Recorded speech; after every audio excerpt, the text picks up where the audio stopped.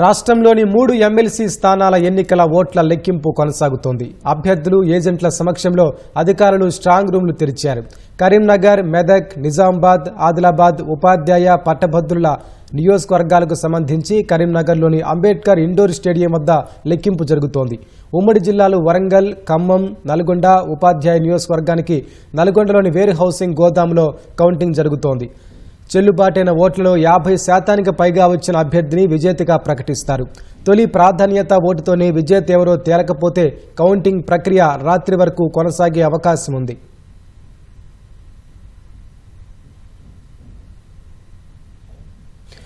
వరంగల్, ఖమ్మం, నల్గొండ ఉపాధ్యాయ ఓట్ల లెక్కింపుపై మరింత సమాచారం నల్గొండ నుంచి మా ప్రతినిధి ఈశ్వర్ అక్కడి నుంచి ప్రత్యక్ష ప్రసారం అందిస్తారు. వరంగల్, ఖమ్మం, నల్గొండ ఉపాధ్యాయ ఎమ్మెల్సీ కౌంటింగ్ ప్రక్రియ అయితే ప్రారంభమైంది. సరిగ్గా 8 గంటల సమయంలో ఈ కౌంటింగ్ ప్రక్రియ అయితే ప్రారంభించారు. మొత్తం కూడా ఈ వరంగల్, ఖమ్మం, నల్గొండ 3 ఉమ్మడి జిల్లాలకు సంబంధించి మొత్తం కూడా 24,139 మంది ఉపాధ్యాయులు అయితే ఓటు హక్కును వినియోగించుకున్నారు.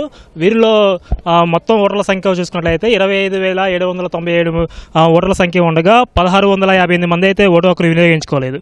అయితే ఉదయం 8 గంటల నుంచి కూడా ఈ కౌంటింగ్ ప్రక్రియ అయితే ప్రారంభమైందని చెప్పుకోవచ్చు. కౌంటింగ్ సంబంధించి పటిష్ట బందోబస్తు ఏర్పాటు చేశారు. నల్లగొండ జిల్లాలోని ఆర్జాల బావి వద్ద ఉన్నటువంటి వేర్ హౌస్ గోదాము వద్ద ఈ కౌంటింగ్ ప్రక్రియ అయితే కొనసాగుతుంది. ఈ కౌంటింగ్ పరిసర ప్రాంతాల మొత్తం కూడా పటిష్ట బందోబస్తు ఏర్పాటు చేశారు. ఎవరిని కూడా అనుమతించట్లేదు. ఇక్కడ మొత్తం కూడా 3 అంచెల భద్రత అయితే ఇక్కడ ఏర్పాటు చేశారని చెప్పుకోవచ్చు. ఉదయం 8 గంటల నుంచి కూడా ఈ కౌంటింగ్ ప్రక్రియ ప్రారంభమైంది.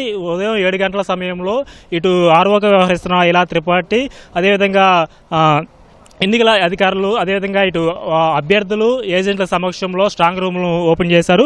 స్ట్రాంగ్ రూమ్లో నుంచి ఆ బ్యాలెట్ బాక్స్ను తీసుకొచ్చి ఇక్కడ 4 గోదాముల్లో కూడా మొత్తం 25 టేబుల్స్ని ఏర్పాటు చేశారు. 25 టేబుల్స్ పైగా ఈ బ్యాలెట్ పత్రాలన్నింటిని కూడా 25 పోలింగ్ బూతుల నుంచి బ్యాలెట్ బాక్స్ను తీసుకొచ్చి 25 టేబుల్స్ పైన కూడా సమానంగా పంచారు. వాటన్నిటిని కూడా 25 బ్యాలెట్ పత్రాలను 25 ఓట్లను లెక్కించి ఒక బండిల్గా ప్యాక్ చేస్తున్నారు. ఇలా మొత్తం కూడా 8 రౌండ్లు కొనసాగుతుంది. 8 రౌండ్లలో మొత్తం కూడా 200 పోలింగ్ కేంద్రాలకు సంబంధించి ఆ పోలింగ్ బూతుల్లో ఉన్నటువంటి ఆ బ్యాలెట్ పత్రాలు మొత్తాన్ని కూడా బండిలు కట్టే ప్రక్రియ కొనసాగుతుంది. ఇది సుమారు 2 గంటల వరకు కూడా కొనసాగే అవకాశం ఉంది.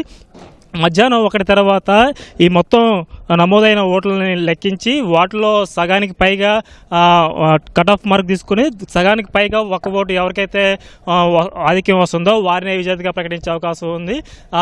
ఈ గెలుపు కోటాకి సంబంధించి ఇంకా ఈ లెక్కింపు అయితే కొనసాగుతుంది. మధ్యాహ్నం 1 తర్వాత అయితే గెలుపు కోట చెప్పే అవకాశం ఉంది. ఆ గెలుపు కోట ఎవరైతే రీచ్ అవుతారో వారిని విజేతగా ప్రకటిస్తారు. ఒకవేళ మొదటి ప్రాధాన్యత ఓట్లలో ఎవరు కూడా గెలుపు కోటను రీచ్ కాని పరిస్థితుల్లో 2వ ప్రాధాన్యత ఓటుకి లెక్కింపుకి వెళ్ళే అవకాశం ఉంటుంది. అయితే దీనికి సంబంధించి మొత్తం కూడా ఈ కౌంటింగ్ ప్రక్రియలో సుమారు 350 మంది సిబ్బంది అయితే పాల్గొన్నారు. అదేవిధంగా 250 మంది పోలీస్ సిబ్బంది అయితే దీంట్లో పాల్గొన్నారు. ఒక్కొక్క టేబుల్ పైన ఒక కౌంటింగ్ సూపర్వైజర్, ఒక మైక్రో అబ్జర్వర్, 2 కౌంటింగ్ అసిస్టెంట్లు ఉన్నారు. వీరితో పాటు 20% రిజర్వ్ సిబ్బంది కూడా ఉన్నారు. మొత్తం 350 మంది సిబ్బంది అయితే ఈ కౌంటింగ్ ప్రక్రియలో పాల్గొన్నారు. ఇటు పోలీసు పటిష్ట బందోబస్తు ఉండడం కూడా ఈ కౌంటింగ్ ప్రక్రియ కొనసాగుతుంది. పోలీసులు వచ్చేసరికి మొత్తం 250 మంది పోలీసులు అయితే ఇక్కడ కౌంటింగ్ కేంద్రం వద్ద ఉన్నారు. మొత్తం సుమారు